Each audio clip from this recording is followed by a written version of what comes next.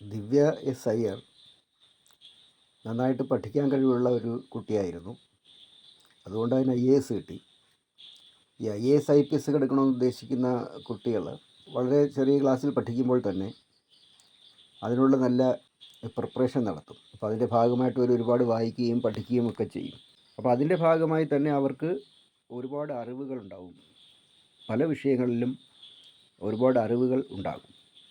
അപ്പോൾ അങ്ങനെ ഒരുപാട് വായിക്കുകയും പഠിക്കുകയും ഒക്കെ ചെയ്യുന്നത് കൊണ്ടാണ് ഈ IASകാരായിട്ടുള്ള പലരും പിന്നീട് വലിയ എഴുത്തുകാരും പ്രഭാഷകരും ഒക്കെ ആയിട്ട് മാറുന്നത്. അപ്പോൾ എല്ലാവരും അങ്ങനെ ആവുന്നുണ്ടോ എന്ന് ചോദിച്ചാൽ അതില്ല. ചിലർക്ക് നന്നായിട്ട് പഠിക്കാനും വലിയ പരീക്ഷകൾ പാസ്സാകാനും ഉയർന്ന ഉദ്യോഗങ്ങളിൽ എത്താനും IAS IPS ഒക്കെ എടുക്കാനും ഒക്കെ കഴിയും. പക്ഷേ നന്നായിട്ട് അത് പ്രസംഗിക്കാനോ അല്ലെങ്കിൽ പുസ്തകം എഴുതാനോ അങ്ങനെയൊന്നും എല്ലാവർക്കും കഴിഞ്ഞെന്നിരിക്കില്ല. എല്ലാവർക്കും ഏതെങ്കിലും കലാരൂപങ്ങൾ അവതരിപ്പിക്കാനോ പാട്ട് പാടാനോ ഒന്നും കഴിഞ്ഞെന്നിരിക്കത്തില്ല. അത് ഓരോരുത്തരുടെ കഴിവുകൾ വ്യത്യസ്തമാണ്. ചിലർ ഉദ്യോഗം മാത്രം നോക്കി അവരുടെ ഔദ്യോഗിക കൃത്യ നിർവഹണത്തിൽ മാത്രം ശ്രദ്ധിച്ച് മുമ്പോട്ട് പോകും. എന്നാൽ ചിലരങ്ങനെ ആയിരിക്കില്ല. ഇപ്പോൾ ഏത് ഉദ്യോഗസ്ഥരായിരുന്നാലും എല്ലാവരും ഒരുപോലെ ജനശ്രദ്ധയിൽ വരില്ലല്ലോ.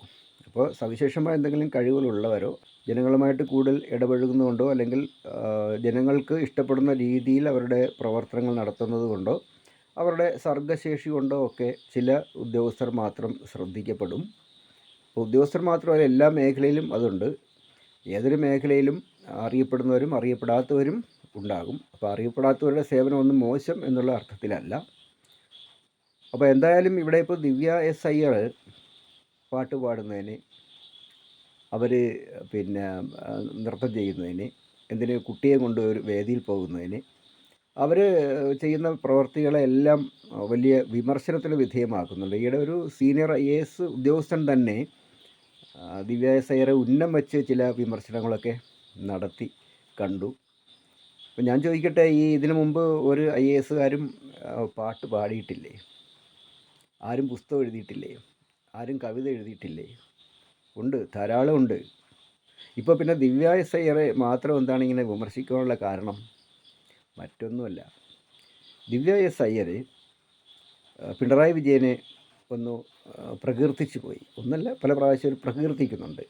അപ്പോൾ ഒരു ഭരണകൂടത്തിൻ്റെ ഭാഗമായി നിന്ന് ജോലി ചെയ്യുമ്പോൾ ആ ഭരണകൂടത്തിന് നേതൃത്വം കൊടുക്കുന്നവരെയും അതുപോലെ അതുമായി ബന്ധപ്പെട്ട് പ്രവർത്തിക്കുന്ന ഉദ്യോഗസ്ഥരെയൊക്കെ ചിലപ്പോൾ പ്രകീർത്തിച്ചെന്നിരിക്കും. ഇപ്പോൾ ഒരു ഗവൺമെൻറ് നയപരമായിട്ടുള്ള തീരുമാനങ്ങളെ ആ ഗവൺമെൻറ് തന്നെ ഭാഗമായി നിൽക്കുന്നവരെന്നുള്ള നിലയിൽ വിമർശിക്കാൻ ചിലപ്പോൾ കഴിഞ്ഞെന്നിരിക്കില്ല. പക്ഷേ ഔദ്യോഗിക ചുമതലകളിലൊക്കെ ഇരിക്കുന്ന മന്ത്രിമാരെയോ മുഖ്യമന്ത്രിയോ അതല്ലെങ്കിൽ അവരുടെ ഓഫീസിൽ ജോലി ചെയ്യുന്നവരെയൊക്കെ അവരുടെ മികച്ച സേവനങ്ങളെ മുൻനിർത്തി അവരെ പ്രകീർത്തിക്കുന്നത് ഒരു തെറ്റ് എന്ന് പറയാൻ പറ്റുമോ? അവർ പാട്ട് പാടുകയൊക്കെ ചെയ്യുന്നത് അവർക്ക് സർഗ്ഗപരമായ ചില കഴിവുള്ളതുകൊണ്ട്, ഞാൻ നേരത്തെ പറഞ്ഞു, നന്നായി പഠിക്കുന്ന കുട്ടി എന്നുള്ള നിലയിൽ നന്നായിട്ട് പഠിച്ചു IAS കിട്ടി. അതിലുപരി അവർക്ക് സർഗ്ഗപരമായ കുറേ കഴിവുകളുണ്ട്. ഒരു സർവ്വകലാവല്ലഭയാണെന്ന് വേണമെങ്കിൽ പറയാം.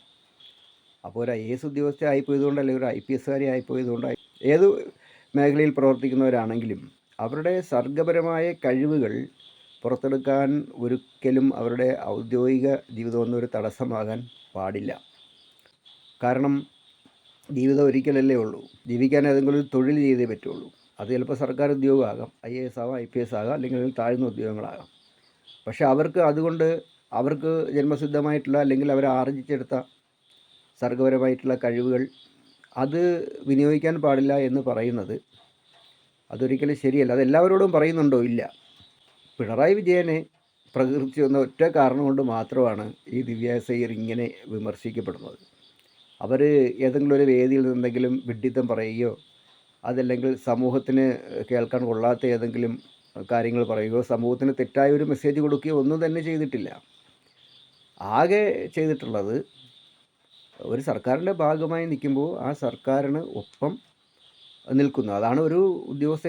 ഒരു ജനാധിപത്യ രാജ്യത്തിൽ സർക്കാർ സർവീസിലുള്ള ആളുകൾ ഒരു ഗവൺമെൻറ്റിൻ്റെ തീരുമാനങ്ങൾ നടപ്പിലാക്കുന്നതിന് വളരെ ആത്മാർത്ഥമായിട്ട് പ്രവർത്തിക്കുകയും അത് രാഷ്ട്രീയ എക്സിക്യൂട്ടീവിനോട് അവരും അതിനനുസരിച്ച് അതിന് വിധേയമായി പ്രവർത്തിക്കുക എന്നുള്ളത് മാത്രമേ തരവുള്ളൂ. അല്ല, ഒരുപക്ഷെ ഇപ്പോൾ മറ്റൊരു ഗവൺമെൻറ്റാണ് ഭരിച്ചിരുന്നതെങ്കിൽ ഇത് പിണറായി വിജയനെ പോലെ പ്രകീർത്തിക്കപ്പെടണമെന്ന് അവർക്ക് തോന്നുന്ന ആളാണെങ്കിൽ ചിലപ്പോൾ അവർ പ്രകീർത്തിക്കുമായിരുന്നിരിക്കാം. അല്ലാതെ അവരെന്തെങ്കിലും രാഷ്ട്രീയ താല്പര്യത്തോടെയാണ് പ്രകീർത്തിക്കുന്നതെന്നൊന്നും ഒരിക്കലും പറയാൻ കഴിയില്ല. ഇപ്പോൾ ഈ ദിവ്യ എസ് അയ്യർ വേട്ടയാടപ്പെടാനുള്ള കാരണം ഇപ്പോൾ സോഷ്യൽ മീഡിയയിലൂടെ ആണെങ്കിലും അല്ലാത്ത മാധ്യമങ്ങളിലൂടെ ആണെങ്കിലും ഒക്കെ പല വിമർശനങ്ങൾ അവരെക്കുറിച്ച് പറയുന്നുണ്ട്. അതിനൊക്കെ ഒരേ ഒരു കാരണം അത്രയേ ഉള്ളൂ, പിണറായി വിജയനെ പ്രകീർത്തിക്കുന്നു. പിണറായി വിജയൻ CPM-കാരനാണ്, ഇടതുപക്ഷക്കാരനാണ്, ഇടതുപക്ഷ ഗവൺമെൻറ് നയിക്കുന്ന ആളാണ്. അപ്പോൾ അങ്ങനെ ഒരാളെ ഒരിക്കലും പ്രകീർത്തിക്കാൻ പാടില്ല എന്നാണ്. ഈ ഒരു ഭരണകൂടത്തെ തിരഞ്ഞെടുത്ത് കഴിഞ്ഞാൽ, ജനാധിപത്യപരമായി ഭരണകൂടത്തെ തിരഞ്ഞെടുത്ത് കഴിഞ്ഞാൽ അവരെ പിന്നെ ആ പാർട്ടിയുടെ ലേബലല്ല കാണേണ്ടത്. അവർ ജനങ്ങൾക്ക് വേണ്ടി ഭരിക്കുന്നവരാണ്. അവർക്ക് രാഷ്ട്രീയം ഉണ്ടാകും, നയപരമായിട്ട് അവരുടെ രാഷ്ട്രീയ പ്രകടനപത്രികകൾ പറഞ്ഞിട്ടുള്ള നയപരമായ കാര്യങ്ങളായിരിക്കും നടപ്പിലാക്കുന്നത്. അതിനാണ് അവർ ജനവിധി നൽകുന്നത്. അപ്പോൾ അവരെ പിന്നെ വെറും രാഷ്ട്രീയ തിമിരത്തോടെ നോക്കിക്കാണേണ്ടവരല്ല അവർ. ഭരണകൂടത്തെ വിമർശിക്കണം, രാഷ്ട്രീയമായിട്ടും അല്ലാതെയൊക്കെ വിമർശിക്കണം. പക്ഷേ പിന്നെ ഇതുപോലെ അസഹിഷ്ണുതയോടുകൂടി തങ്ങൾക്കിഷ്ടമില്ലാത്തവർ ഭരണത്തിലിരിക്കുമ്പോൾ അവരെക്കുറിച്ച് ആരും നല്ലത് പറഞ്ഞുകൂടാ എന്ന് ശഠിക്കുന്നത്, അത് ആരാണെങ്കിൽ തന്നെ അവരെക്കുറിച്ച് നല്ലത് പറയാൻ പറ്റില്ല എന്ന് ശഠിക്കുന്നത് അത്ര നന്നല്ല. ഇനി എന്തൊക്കെ പറഞ്ഞാലും ശരി തന്നെ, ദിവ്യ എസ് അയ്യർ ഭാവിയുടെ വാഗ്ദാനമായിട്ടുള്ള ഒരു IAS ഓഫീസർ തന്നെയാണ്. അവർ വേറിട്ട ഒരു വ്യക്തിത്വവുമായിട്ട് ഒരു നല്ല ഒരു സ്റ്റാർ ഇമേജോടുകൂടി തന്നെ അവർ ഈ സമൂഹത്തിൽ അവരുടെ ഔദ്യോഗിക കൃത്യനിർവഹണത്തിൻ്റെ ഭാഗമായിട്ട് ഉണ്ടാകും. അതിലൊരു സംശയമില്ല. അത് അവർ അർത്ഥശങ്കയ്ക്കിടയില്ലാത്ത വിധം അവരുടെ പ്രവർത്തികളിലൂടെ തെളിയിച്ചിട്ടുമുണ്ട്. അപ്പോൾ അങ്ങനെ തളർത്താൻ കഴിയുന്ന ഒരു കുട്ടിയല്ല അത്. അത് കുടുംബത്തെ തന്നെ ആക്രമിക്കാൻ നോക്കുന്നുണ്ട്. ആവശ്യമില്ലാത്ത വ്യാഖ്യാനങ്ങളൊക്കെ നൽകാൻ പോകുന്നുണ്ട്. ഏതോ ഒരു വേദിയിൽ കുട്ടികളെ എന്തോ പ്രതിജ്ഞ ചൊല്ലിക്കൊടുത്തപ്പോൾ അത് പിന്നെ സ്വന്തം കുടുംബത്തിൽ സ്വന്തം ഭർത്താവിനെ ഉദ്ദേശിച്ചാണ് പിന്നെ അങ്ങനെ പ്രതിജ്ഞ ചൊല്ലി എന്നൊക്കെ വ്യാഖ്യാനിക്കുന്ന ആൾക്കാരുണ്ട്. അതിലെനിക്ക് പറയാനുള്ള, സ്വാഭാവികമായിട്ടും ദിവ്യ എസ് അയ്യരെ വിമർശിക്കുന്നവർ കൂടുതലും കോൺഗ്രസ്സുകാരും അതുപോലെ BJP-ക്കാരും ഒക്കെ ആയിരിക്കുമല്ലോ. ഈ കോൺഗ്രസ് സുഹൃത്തുക്കളോടെങ്കിലും എനിക്ക് പറയാനുള്ളത്, ഈ ശബരിനാഥും ദിവ്യ എസ് അയ്യരുമായി നിലവിൽ ഒരു പ്രശ്നമുള്ളതായിട്ട് നമുക്ക് ആർക്കും അറിയില്ല. അങ്ങനെ ഒരു പ്രശ്നം നിങ്ങളായിട്ട് പറഞ്ഞ് ഒരു പ്രശ്നം ഉണ്ടാക്കാതിരുന്നാൽ മതി. അവർ രണ്ടും രണ്ട് ജീവിത വഴികളിലൂടെ സഞ്ചരിക്കുന്നവരാണ്. ഒരാൾ പൊളിറ്റീഷ്യനാണ്, പൊതുപ്രവർത്തകനാണ്, ഒരാൾ ഉദ്യോഗം നോക്കുന്നു. ഇപ്പോൾ നമ്മൾ താഴെ തട്ടി വന്നു കഴിഞ്ഞാൽ ഒരാൾ ചിലപ്പോൾ ഒരു പഞ്ചായത്ത് മെമ്പറായിരിക്കും, ഒരു പ്രാദേശിക നേതാവായിരിക്കും, അവരുടെ ഭാര്യ ചിലപ്പോൾ തങ്ങൾ സർക്കാർ ഓഫീസിൽ ചെറുതോ വലുതോ ആയ ഉദ്യോഗം നോക്കുന്നവരായിരിക്കും.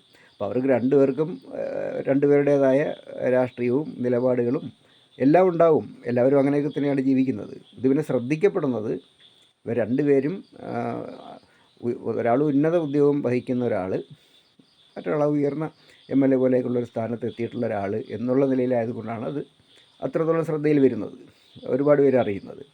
ഈ അറിയപ്പെടാതെ തന്നെ താഴെ തട്ടിലുള്ള ഒരുപാട് പൊതുപ്രവർത്തകർ, പ്രാദേശിക നേതാക്കന്മാരുടെയൊക്കെ ഭാര്യമാരൊക്കെ ഉദ്യോഗസ്ഥരായിട്ടുണ്ട്. അല്ലെങ്കിൽ പൊതുപ്രവർത്തകരായിട്ടുള്ള പിന്നെ സ്ത്രീകളുടെ ഭർത്താക്കന്മാർ ഉദ്യോഗസ്ഥരായിട്ടുണ്ട്. അവരവരുടെ വഴിക്ക് പോകുന്നു. പിന്നെ പൊതുപ്രവർത്തനത്തിൽ നിൽക്കുന്നവർ അവരുടെ വഴിക്ക് പോകും. ചിലപ്പോൾ രണ്ടും രണ്ട് രാഷ്ട്രീയമൊക്കെ ആയിരിക്കുകയും ചെയ്യും.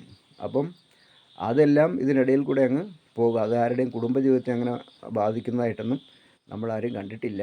ഒരുപക്ഷെ പണ്ടൊക്കെ ആണെന്നുണ്ടെങ്കിൽ ഭർത്താവിൻ്റെ രാഷ്ട്രീയത്തിൽ തന്നെ ഭാര്യയും ഒക്കെ പിന്തുടരണം, അല്ലെങ്കിൽ ഭർത്താവ് എന്ത് നിലപാടെടുക്കുന്നോ അത് തന്നെ ആയിരിക്കണം ഭാര്യയുടെ നിലപാട്, ഭർത്താവ് പറയുന്ന ആളിന് വോട്ട് ചെയ്യണം എന്നൊക്കെ പണ്ട് അലിഖിത നിയമമൊക്കെ ഉണ്ടായിരുന്നു. അത് പാലിക്കപ്പെടുകയും ചെയ്യുന്നു. പിന്നെയുള്ള കാലത്ത് അങ്ങനെയൊന്നും പറ്റത്തില്ല. ഓരോരുത്തരും ഓരോ വ്യക്തികളാണ്. ഭാര്യയും ഭർത്താവും ഒക്കെ ഓരോ വ്യക്തിത്വങ്ങളാണ്. ഇപ്പോൾ ഒരു കല്യാണം കഴിഞ്ഞ് കുടുംബജീവിതം തുടങ്ങിയെന്ന് വിചാരിച്ചിട്ട് അവരുടെ വ്യക്തിത്വത്തെ, നിലപാടുകളെ ഒന്നും തന്നെ അങ്ങനെ പരസ്പരം അടിയറവ് വയ്ക്കാനുള്ളതല്ല. അതൊക്കെ രണ്ട് വഴിക്ക് നീങ്ങും. കുടുംബജീവിതം വളരെ ഭദ്രമായിട്ട് തന്നെ പോകും.